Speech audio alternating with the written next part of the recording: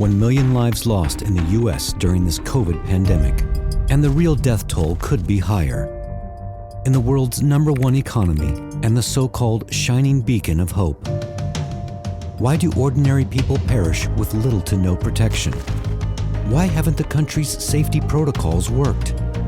Why is the healthcare industry booming while people suffer?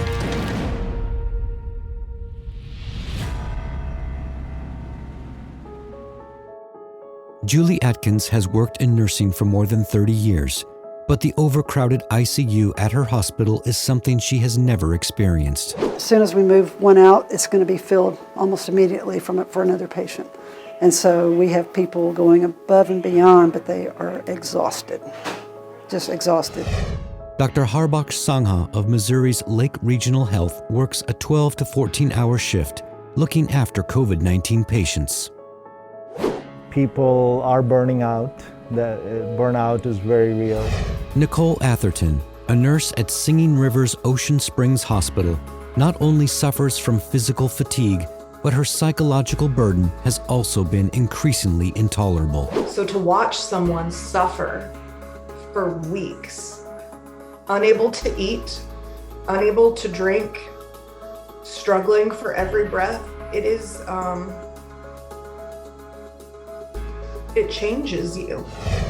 Making it worse has been the severe shortage of personal protective equipment, or PPE, that the U.S. has experienced since early 2020.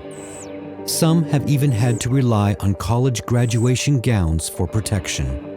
To hear these personal stories of people on the front lines that have nothing, that are begging for gowns, that are begging for any support that we can offer them and as fast as possible. Qualified nurses! Hire more nurses! Widespread stress and burnout, health and safety issues, depression and work-related post-traumatic stress disorder.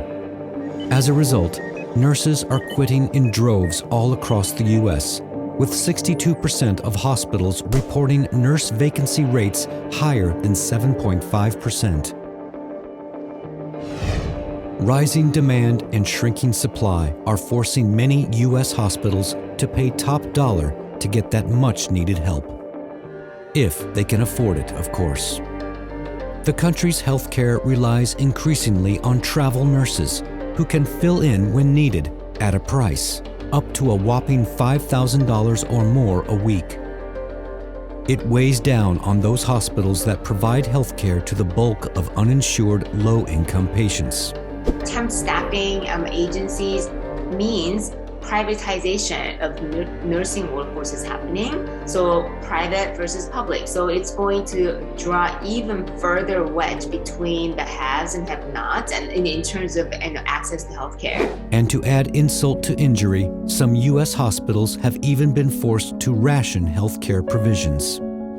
We have had situations in here with COVID, with people this critical, where two people start to go bad at once. And you have to decide which room you run to. It's a hard decision to make. Healthcare rationing has always been a reality in the U.S., and it's de facto rationing when patients are discriminated against because they can't pay out-of-pocket costs or simply because they live in rural, remote communities. However, according to Kaiser Health News, some of the richest nonprofit hospital systems raked in millions in surplus in 2020 due to lopsided federal healthcare bailout grants, a recipe for disaster as richer hospitals got more and poorer got less. Resources have overall been limited and rationed. According to The Atlantic, within every social class and educational tier, Black, Hispanic, and Indigenous people died at higher rates than white people. Is this the society that claims that all men are created equal in its Declaration of Independence?